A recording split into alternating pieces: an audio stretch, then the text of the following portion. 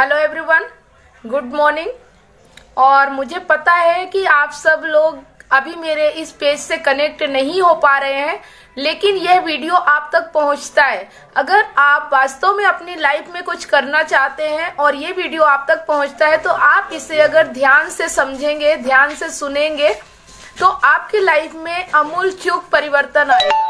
इस चीज की 100% गारंटी मैं दे सकती हूँ, क्योंकि मेरी लाइफ यहाँ से पूरी तरह से बदल रही है, पूरी तरह से ट्रांसफॉर्म हो रही है। और ये सब इन बुक का ही कमाल है। मतलब जो मैं ये किताबें पढ़ती हूँ इससे मेरे माइंड का पावर बढ़ता है, सोचने समझने की शक्ति बढ़ती है, और साथ में लोगों की पहचानने की कला, लोगों को मतलब कि लोग किस तरह के होते हैं, लोग की सोच कैसी होती है, लोगों के विचार कैसे होते हैं, कौन से लोग लाइफ में सफलता के लिए हैं, कौन से लोग लाइफ में सफल होना चाहते हैं, और कौन से लोग ऐसे हैं जो जिंदगी भर सिर्फ अपनी असफलता का रोना रोते रहते हैं। तो ये सब चीजें जब हमारी बुद्धि का विकास होता है, जब हम सही तरीके से हम अपने माइंड को डेवलप करते हैं, तो ही ये सारी चीजें हम सीख पाते हैं। तो अगर आप ऐसे कोई वर्क में हैं जहां आपको लोगों की आवश्यकता होती है, जहां लोगों को मैनेज करना पड़ता है और लोगों के माध्यम से ही आपका काम होता है, तो वहां लोगों को समझना बहुत जरूरी होता है, बहुत इंपॉर्टेंट होता है। तो उसके लिए मदद करती हैं ये किताबें, जो कि मैं डेली पढ़ती हूँ, और आप सब भी इसे सुन सकते हैं। और इस फेसबुक मतलब पेज है, इसको ज्यादा से ज्यादा लाइक करें, शेयर करें। और इसमें मैं एक कंटेंट चला रही हूँ जो कि मतलब कि इम्यूनिटी बूस्टर प्रोडक्ट लेके आ रही हूँ, जिससे लोगों की इम्यूनिटी बूस्ट होती है।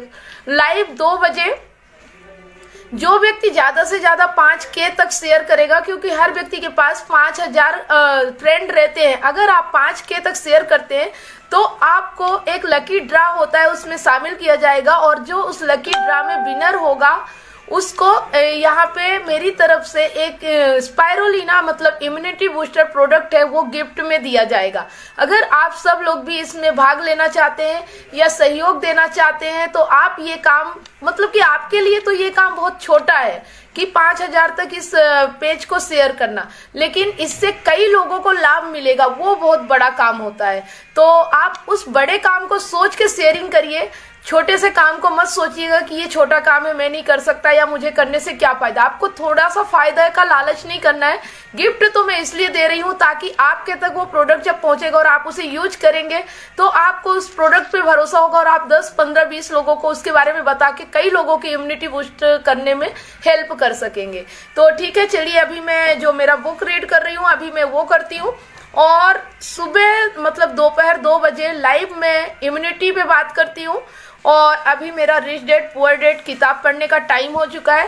लास्ट में दिन भर जो मैं काम करती हूँ उसके बाद मैं यहाँ पे बुक पढ़ने का काम करती हूँ, जो मेरा डेली का काम है, और मैं ये इसे आपके साथ लाइव करती हूँ। तो कल मेरा अध्याय, कल शायद मैं लाइव नहीं आई थी, मेरा व्रत था, और आज मैं लाइव हूँ। लेसन 7 का जो मैंने पढ़ा था उसका सार आज मैं कंप्लीट करूंगी। मतलब कि सबक 7, बाधाओं को पार करना।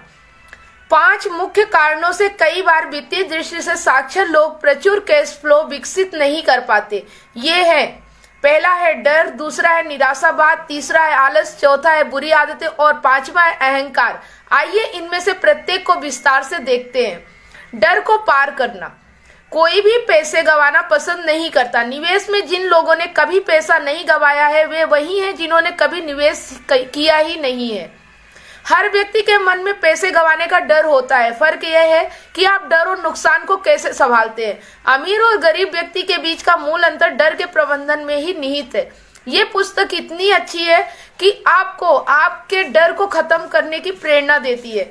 मतलब कि जो व्यक्ति पैसा लगाने से डरते हैं, पैसा गंवाने से डरते हैं, वो वहीं के वहीं खड़े रहते हैं, वो कभी अमीर भी नहीं बनते, कभी सफल भी नहीं होते पैसों के मामले में।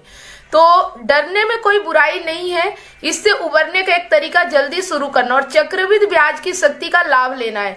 जो व्यक्ति 20 साल की उम्र में बचत शुरू करता है और जो 30 की उम्र में बचत शुरू करता है उसके बीच भारी फर्क होता है।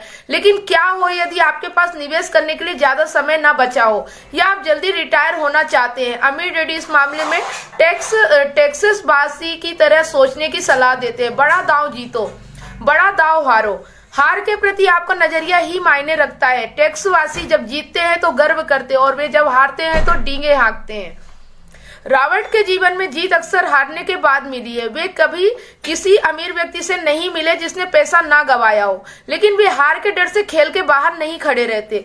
एल्मो की हार एक दुखद सैन्य पराजय थी, लेकिन टैक्स वासियों ने इसे एक नारे में बदल लिया।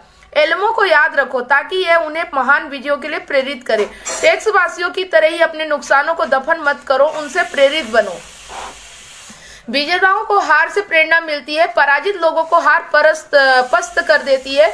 जॉन डी रॉकेफेलर ने एक बार कहा था, मैंने हमेशा हर विपदा को अवसर में बदलने की कोशिश की है, यहाँ तक कि पर्ल हार्बर की अमेरिका की बड़ी शिकस्त के बाद लाभ में बदल गया, क्योंकि इसने देश को विश्व शक्ति बनने के लिए प्रेरित कर दिया।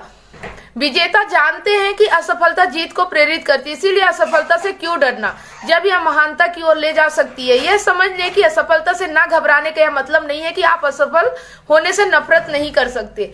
मतलब कि अगर आप असफलता से नहीं डरते तो ही आपको सफलता मिलती है, क्योंकि असफलता के बाद ही सफलता आती है। जो लोग असफल होकर रुक जाते हैं उन्हें कभी भी सफलता नहीं मिलती, जो असफलता से डरते हैं। ज्यादातर लोग नुकसान से बचने के लिए खेलते हैं, जबकि उन्हें जीतने के लिए खेलने की जरूरत होती है। इसलिए इतने सारे लोग वित्तीय दृष्टि से संघर्ष करते हैं, लेकिन यह विजेता पोर्टफोलियो नहीं होता। वे हार से बचने के लिए खेल रहे होते हैं। संतुलित पोर्टफोलियो बुरी चीज नहीं है, लेकिन यह बड़ी जीत हासिल करने में आपकी मदद नहीं करने वाला।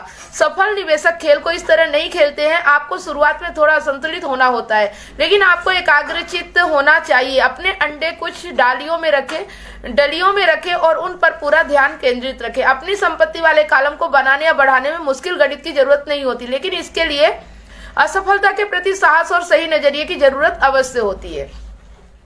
निराशावाद को पार करना, चाहे यह हमारी खुद की आत्मशंका हो या दूसरे लोगों की शंकाएं हो, अक्सर हम उस शंका की वजह से काम नहीं करते हैं। हम खेल को सुरक्षात्मक अंदाज में खेलते हैं। नतीजा यह होता है कि अवसर हमारे पास से गुजर जाते हैं। अफवाहों, निराशा तथा कयामत की बातों की वजह से अपनी शंकाओं तथा डरों को उत्तेजित ना होने देने के लिए भारी साहस की जरूरत होती है। लेकिन समझदार निवेशक जानता है कि सबसे बुरे दिखने वाले समय ही दरअसल पैसे बनाने के सर्वश्रेष्ठ समय होते हैं।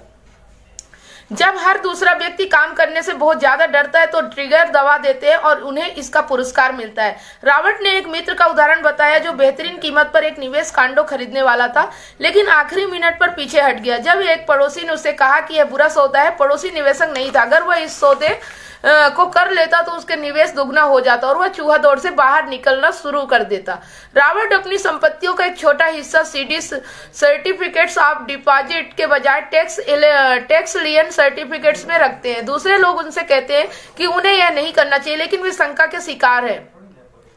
उन्होंने यह काम कभी नहीं किया है और वे इस करने वाले व्यक्ति को बता रहे हैं कि यह काम उसे क्यों नहीं करना चाहिए। रॉबर्ट को 16% न्यूनतम प्रतिफल की तलाश है, लेकिन शंका से भरे लोग इससे कहीं कम प्रतिफल को स्वीकार करने के लिए तैयार रहते हैं। शंका महंगी होती है। शंकाएं और निराशावाद ज्यादातर लोगों को गरीब रखते हैं। अमीर डैडी कहना पसंद करते हैं, निराशावादी आलोचना करते हैं, जबकि विजेता विश्लेषण करते हैं। विजेता अपनी आंखें खुली रखते हैं और ऐसे अवसर देख लेते हैं जिन्हें कोई नहीं देख पाता। रियल एस्टेट वित्तीय स्वतंत्रता चाहने वाले किसी व्यक्ति के लिए शक्तिशाली निवेश साधन है। यह एक अनूठा निवेश साधन है।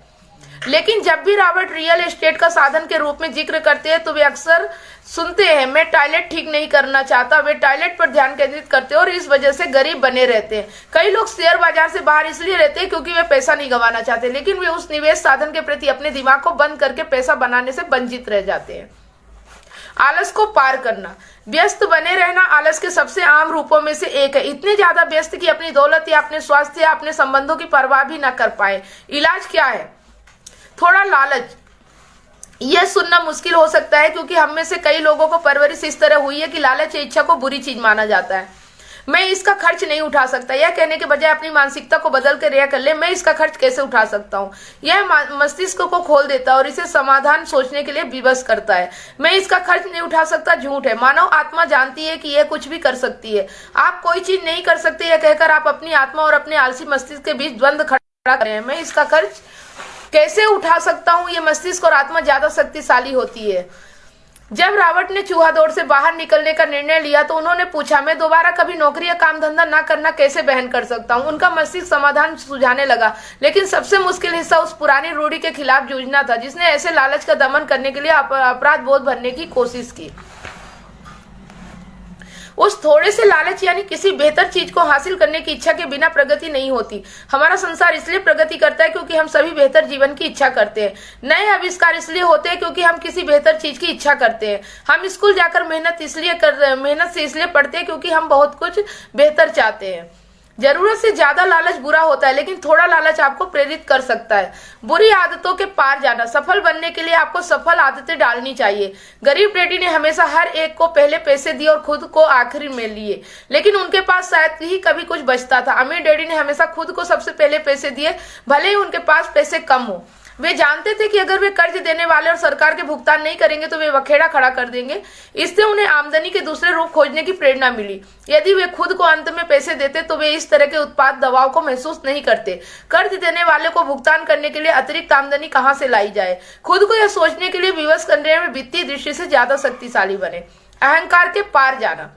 अमीर डैडी ने कहा था कि जब भी वे अहंकारी हुए थे तो हर बार उन्होंने पैसे गंवाया था, क्योंकि उन्होंने सोचा था कि वे जो नहीं जानते थे वह महत्वपूर्ण नहीं था।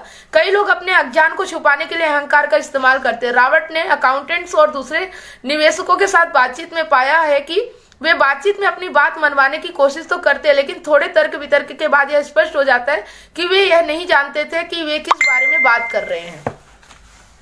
अज्ञानता बुरी चीज नहीं है। अगर आप अपनी अज्ञानता पर प्रतिक्रिया करके उस क्षेत्र में किसी विशेषज्ञ को खोजकर खुद को शिक्षित करते हैं तो अज्ञानता बुरी चीज नहीं है। अब यहाँ पे मैं एक चीज और बताना चाहूंगी। बाह्य गोलार्ध का पल। आलोचना के बजाय विश्लेषण करने का चयन करें। निराशावादी आलोचना करते हैं लेकिन विजेता विश्लेषण करते हैं और उन चूके हुए अवसरों को देख लेते हैं जिन्हें दूसरे नहीं देख पाते। दाएं गोलार्ध का पल। नई आदतें डालकर पुरानी आदतों के पार जाए, जैसे खुद को अंत के बजाय पहले पैसे दे। अब चेतन पल। असफलता का डर बहुत सारे लोगों को खेल के बाहर रखता है। इससे बजाय असफलता का इस्तेमाल सफलता की प्रेरणा के लिए करें, जैसा टेक्स वासियों ने एल्मो की स्मृति के साथ किया। रॉबर्ट क्या कह रहे थे? अब सोच विचार करने का समय है। खुद से पूछे, रॉबर्ट इस उदाहरण से क्या कह रहे हैं और वे ऐसा क्यों कहते हैं। इस खंड में आपको रॉबर्ट के साथ सहमत या असहमत होने की जरूरत नहीं है। लक्ष्य तो यह समझना है कि रॉबर्ट क्या कह रहे हैं। याद रखिए, यह पाठ्यक्रम सहयोगी और समर्थन बनने के लिए तैयार किया गया है। दो दिमाग एक से बेहतर होते हैं। अगर आप रॉबर्ट की कही बात को नहीं समझ पाते हैं तो संकोच ना करें, समझने में मदद मांगे। हर उदाहरण पर बातचीत करने का समय निकालें जब तक कि आप इसे समझ ना ले। अमीर व्यक्ति और गरीब व्यक्ति के बीच का बुनियादी फर्क यह है कि वे डर का प्रबंधन कैसे करते हैं। मैं आज तक किसी एक गोल्फ खिलाड़ी से नहीं मिला जिसने कभी भी कोई गोल्फ बॉल ना खोई हो। मैं ऐसे प्रेमियों से नहीं मिला जिनका दिल कभी ना टूटा हो, और मैं आज तक किसी ऐसे अमीर व्यक्ति से नहीं मिला जिसने कभी पैसा ना गंवाया हो। ज्यादातर लोग वित्तीय दृष्टि से नहीं जीत पाते हैं। इसका कारण यह है कि उनके लिए पैसे गंवाने का दर्द अमीर बनने की खुशी से कहीं ज्यादा होता है। अमीर डैडी जानते थे कि असफलता उन्हें ज्यादा शक्तिशाली और चतुर बनाएगी। ऐसी बात नहीं थी कि वे हारना चाहते थे, वे बस यह जानते थे कि वे कौन थे और वे नुकसान को कैसे संभालेंगे। वे हार को जीत में बदल लेते थे। टैक्सवासी अपनी असफलताओं को दफन नहीं करते, वे उनसे प्रेरित हो जाते हैं। वे अपनी असफलताओं को लेते और प्रेरक नारों में बदल लेते हैं। जब डर और शंका की बदली हमारे विचारों पर छाती है तो हम सभी थोड़े भीरू बन जाते हैं। चूहा दौड़ से बाहर निकलना तकनीकी दृष्टि से आसान है, इससे ज्यादा शिक्षा की जरूरत नहीं होती, लेकिन शंकाएं ज्यादातर लोगों को पंगु बना देती है। मैं इसका खर्च नहीं उठा सकता से दुख उत्पन्न होता है, एक असहायता जो निराशा और अक्सर डिप्रेशन की ओर ले जाती है। मैं इसका खर्च कैसे उठा सकता हूँ? संभावनाओं, रोमांच और स्वप्नों के द्वार खोल देती है। यदि मैं खुद को सबसे पहले पैसे देता हूँ तो मैं वित्तीय दृष्टि से ज्यादा शक्तिशाली बनूंगा, मानसिक रूप से भी और वित्तीय दृष्टि से भी। पैसे, वित्त और निवेश के संसार में कई लोग हैं जिन्हें जरा भी अंदाजा नहीं है कि वे किस बारे में बात कर रहे हैं। अतिरिक्त प्रश्न। अब इस अध्याय में रॉबर्ट की कही बातों की समझ के साथ इसमें बताई कहानियों को खुद पर और अपने जीवन पर लागू करने का समय है। खुद से नीचे दिए गए प्रश्न पूछे और अपने अध्ययन साझेदार के साथ उन पर विचार विमर्श करें। खुद के साथ और अपने साझेदार के साथ ईमानदार बने। आप जो जवाब दे रहे हैं अगर उनसे कुछ आपको पसंद नहीं आते तो खुद से पूछे कि क्या आप बदलने के लिए तैयार है। अपने विचारों तथा मानसिकता को बदलने की चुनौती को स्वीकार करें। क्या आपने अपने जीवन में असफलता के डर का अनुभव किया है? क्या आप उस डर को जीत पाए थे? कैसे? अमीर डैडी ने यह सलाह दी थी कि हम में टैक्सवासियों जैसा नजरिया होना चाहिए, बड़ा जीते, लेकिन अगर आप बड़ा हारे तो इसके बारे में चिल्लाए और प्रेरक नारे के रूप में इसका इस्तेमाल करें। इस नजरिए को अपनाने में आपके लिए सबसे बड़ी चुनौती क्या है? क्या यह आपको रोमांचित करता है या फिर डराता है? आप अपने जीवन में उन आलोचकों को कैसे संभालते हैं जो आपको जोखिम लेने से हतोत्साहित करते हैं, जबकि आपको विश्वास होता है कि आपके पास जीतने की अच्छी संभावना है? क्या आप कभी मैं नहीं करना चाहता की वजह से निश्चित निवेश साधनों से बचे? जैसे मैं रियल एस्टेट में निवेश इसलिए नहीं करना चाहता क्योंकि मैं टॉयलेट की मरम्मत नहीं करना चाहता। आप अगली बार किस तरह भिन्न प्रतिक्रिया